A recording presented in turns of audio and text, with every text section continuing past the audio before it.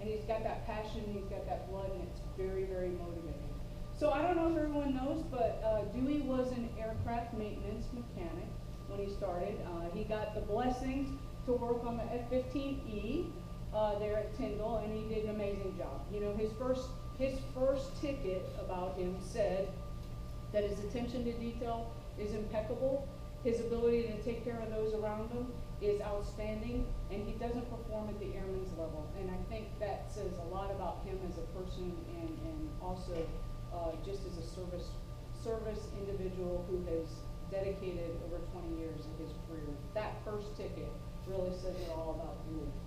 He got right involved in the Community College of the Air Force, started taking classes, bettering himself, bettering those around him. Just a fantastic start of a career. So, what happens when you do so well at Tyndall? You get stationed at Lakenheath. Another hardship to him, right? And so Dewey, though, his attention to detail, he's a young airman going to Lakenheath. He makes staff sergeant there, but they put him in charge of QA right away. And for the family, when you're in maintenance and you're QA, that is the individual who goes behind anybody who is making a change on a part, doing something on an aircraft, and you make sure that they follow the rules, the regulations, the TCOs that you're given, and all of the appropriate ways to handle what you do. He's the person who goes in behind them and goes, yes, you did that well. That's a big job for a young airman about to be a staff sergeant. 0 defects under his program when he had it for 2 years. 0 defects. I don't think I've ever seen that in maintenance before. And I know, because Dewey was doing it, that was not, well, these look good. You know right well, he got in there and said, show me these step by step by step. And he did that because he teaches mentors and takes care of those around him. So that's a huge step for a young senior airman about to be a staff sergeant. Something happened there at Lakenheath. There must have been magical music. The fish and chips must have been good on a particular day, right? But all of a sudden he saw the light, and he was eating those fish and chips, and he said, I'm not doing this anymore, I'm going to Manpower. And so Lakenheath was a little bit overmanned, right, as he's probably looking at the books. And so they said, yeah, but it's not time for you to PCS, so we're going to send you to Mildenhall. Yet another hardship. And so Dewey gets right into Manpower, and they throw him into probably one of the most difficult areas, especially at the time. So he was looking at the Manpower and Organization books for logistical readiness, civil engineering, and security forces. All 3 of those career fields were undergoing quite a bit of change during that time, and he went in there and did a magnificent job. Not only did he have that, but he had the augmentation program. Any of us in this room, if you say, hey, will you run the base augmentation program, we would run out of here, and we might actually beat Dewey on this occasion. It's one of the toughest programs that you can run because you are taking manpower from everyone to do other people's jobs because they're short-manned. For example, the augmentation program at times augments our defenders on the gate with other folks doing those tough hours because they're a little short-manned. So you're never the popular individual when you come in and say, I need 3 bodies to go do something other than what you think you have them for. He did that. He did that in a diplomatic fashion, and he actually did very well at it, and really, really put an impact on the Manpower career field. He left there and went to headquarters, Scott Air Force Base in Illinois, which is unusual. Again, he had made tech sergeant, and he was going to Scott, did an amazing job at Scott. But unique to this, he didn't go into the A1 and he didn't go into XP. Manpower at that time was in the A5 at Scott. And so he went into the A5, which has all of our wartime plans and all of our operational capability and all of our contingency plans. And so Scott's a pretty big base, a lot of transportation issues going on there. And he went in and got ready and deployed 800 people. Did a fantastic job right away, and I mean 800 people in a very short time frame. Did a marvelous job, NCO of the year, and was the Manpower and Organizational NCO of the year. The NCO of the year job award, I think, deserves some highlight because he competed against so many different AFSCs. So it wasn't just all folks doing Manpower. He had operators in there. He had folks who are flying on aircraft in there. He had load masters in there. He had a lot of different AFSCs in there that he competed with, and yet he was able to step himself out in front in a very humble manner and prove that he was the best. And he is the best, right? And so it was very easy for him. So he left Scott for yet another hardship tour and went to Lodges. And so he goes to Lodges and he works for my dear friend Peter Pollock. And I think, forgive me, this is where he made technical sergeant. He was Peter's number one of 52 staff sergeants and did just a magnificent job. He owned all of the support, manpower operations, manpower and organization operations. And for all of us who know Lodges, Lodges is transition base that can change on a dime. And what you think is permanent yesterday is not permanent tomorrow. And he had his arms all around that and did magnificent there as well. So he left Lodges for another hardship tour. He went to Nellis.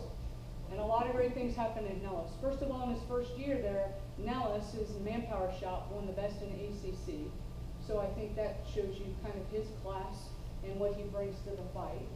He also had the opportunity, and he laughs about this a little bit, but here he is, this maintainer who's now doing manpower and organization, and he gets plucked to go be the command chief's exec.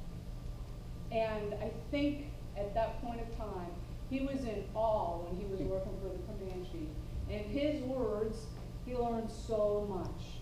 And you know, you get to follow someone who is involved in so many different issues than what you see. The command chief works direct for the wing commander, so they're kind of overseeing a lot of the issues for the base.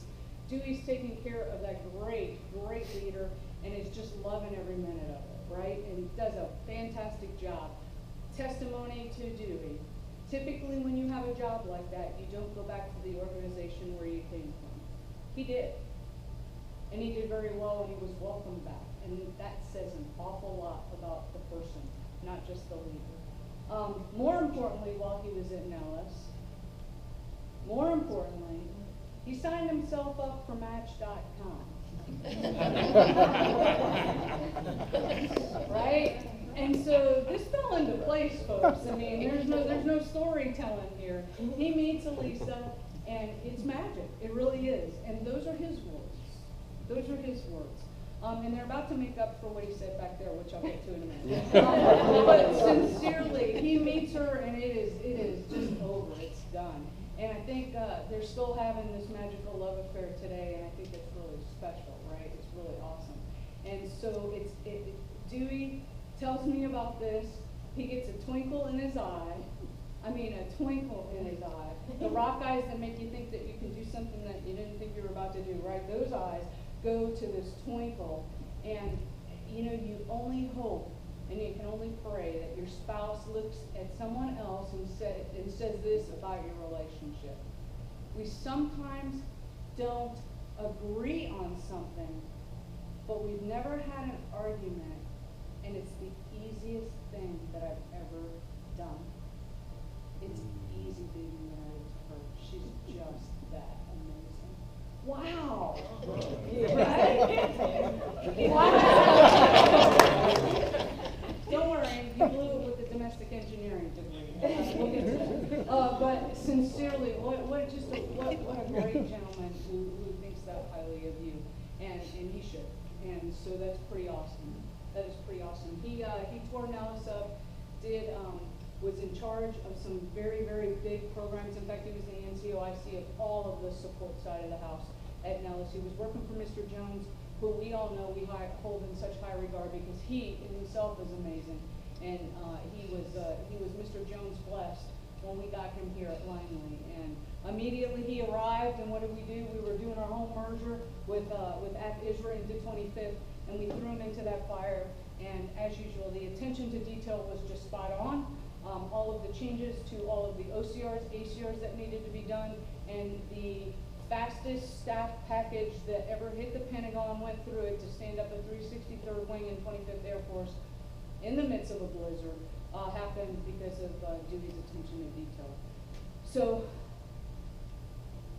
I think from our conversations over the last 2 years that he's been here with us, I count in my head, and you all know that I'm not the public math expert in the A1, but I can count 15 marathons that he's participated in just conversations since he's been here, to include that crazy lunatic day, and those are his words, not mine, to where he decided to run the Grand Canyon with no food, water, and breeze when he got down to the bottom of the canyon, and I think, was it 8 hours? So 8 hours was halfway. And 15 hours of running through that entire Grand Canyon. And he ran, that's just absolutely crazy. And what does he say? He says, I just think about, do I have the capacity to do this?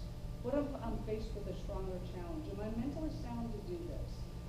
I could argue that he's not sound at all, but he mentally challenges himself and does that. So he's just a fantastic person, leader, taking care of all of us. Those are the words that I heard this week. We're going to be missing that sound rock that we all look to in terms of motivation. So I have to get to the domestic situation that we have going on. Dewey apparently smartly has claimed that the house is Elisa's and has done that appropriately so for many years now. He has decided that Monday, now that he's a retiree, the house is his. Okay, so I'm just telling you, I'm brain you here on how you did. Everybody's laughing, and they're not laughing at my jokes in this case. Okay. All right. And so then he said that he's planning, and Lisa said, as long as dinner is ready, I'm good. So then he went on, and that was good. He should have said, what should he have said right there? Okay, good. Or yes, dear, right? Well, yes, dear, kind of irritating. Okay, so he should have said something along